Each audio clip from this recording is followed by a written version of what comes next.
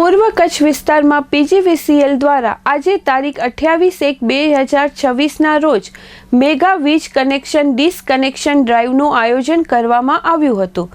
આ ડ્રાઈવ અંતર્ગત ઉદ્યોગો તથા કોમર્શિયલ વ્યવસાયિક વીજ કનેક્શનોના ફિઝિકલ ડિસકનેક્શનની કાર્યવાહી કરવામાં આવી હતી।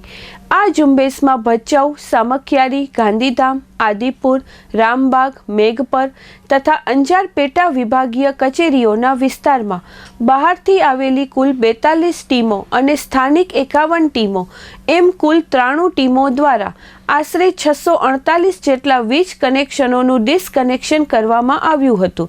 ડિસકનેક્શનના પગલે ગ્રાહકોને હાલાકી ભોગવવી પડી હતી। ત્યારબાદ ગ્રાહકો દ્વારા કચેરીઓમાં હાજર રહી કેવાયસી માટે જરૂરી મિલકત આધાર પુરાવા, ભરવાપાત્ર સિક્યોરિટી ડિપોઝિટ તથા રીકનેક્શન ચાર્જ ભરવામાં આવ્યા અને તેમની વીજ પુરવઠાની પુનઃ જોડાણ કાર્યવાહી હાથ ધરવામાં આવી હતી। આ મેગા ડ્રાઈવ દરમિયાન પીજીવીસીએલની કચેરીઓમાં કુલ અંદાજે 2.26 કરોડ રૂપિયાનું કલેક્શન આવેલ છે। પીજીવીસીએલ દ્વારા સ્પષ્ટ કરવામાં આવે છે કે આવી ડિસકનેક્શન કાર્યવાહી આગામી દિવસોમાં પણ સતત ચાલુ રહેશે। હવે આવનારા સમયમાં ખેતીવાડી તથા રહેણાંક વીજ કનેક્શનો માટે પણ વીજ કપાત ઝુંબેશ હાથ ધરવામાં આવશે।